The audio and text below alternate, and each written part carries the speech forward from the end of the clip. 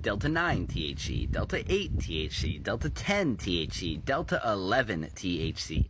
I've been getting tons of questions like this in my comments and in my DMs. By the way, don't DM me. It's much easier to reply to comments and keep things organized.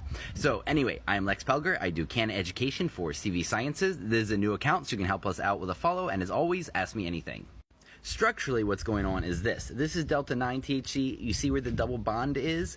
On this side is Delta 8 THC, and the double bond is moved over one position. So you can imagine Delta 10 is just around the clock a little bit farther, and Delta 11 is around the clock a little bit farther. And by the way, the only difference with CBD is instead of 3 rings connected by that oxygen, that is open there. So CBD is 2 rings. That's why it's pretty easy to take CBD, close the ring, and turn it into Delta 8 THC. That's how a lot of it's being manufactured out there. So in terms of what's happening in the real world, Delta 9 THC is the regular THC that the plant produces that causes a psychoactive effect and what humans have been using for countless millennia.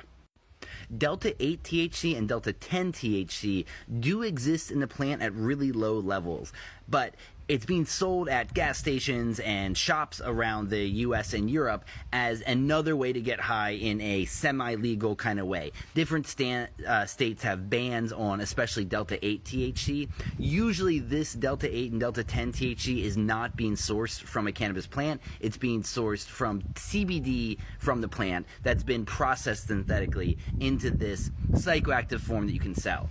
I get a lot of questions about safety on it.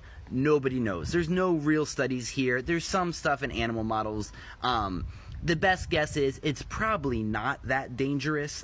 It's not that different than cannabinoids in general. You don't have receptors here in the lower parts of your brain. It's not going to cause respiratory failure like opioids do. But it's not tested in humans. There's a reason that CV Sciences isn't selling these. They stick to hemp extracts, which I think is very wise of them, especially because they're aiming for health here. But the one to keep your eye on is that Delta 11 THC, because it's produced by transformation within us.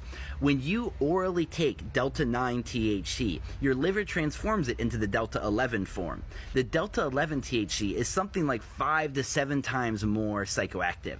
So if you would smoke a certain amount of THC, you could say it might cause a moderate psychoactive effect. But if you eat it in an edible form, it could cause a much more intense psychoactive effect that, especially in older people who are susceptible to that, could cause a very negative reaction. You know, a bad THC trip can be as bad as a bad psychedelic trip. That's why the worst stories you hear about cannabis are from edibles. So it's always best with oral cannabis to start low and go slow. So there's a little bit on those Delta THCs. Let me know if you have more questions.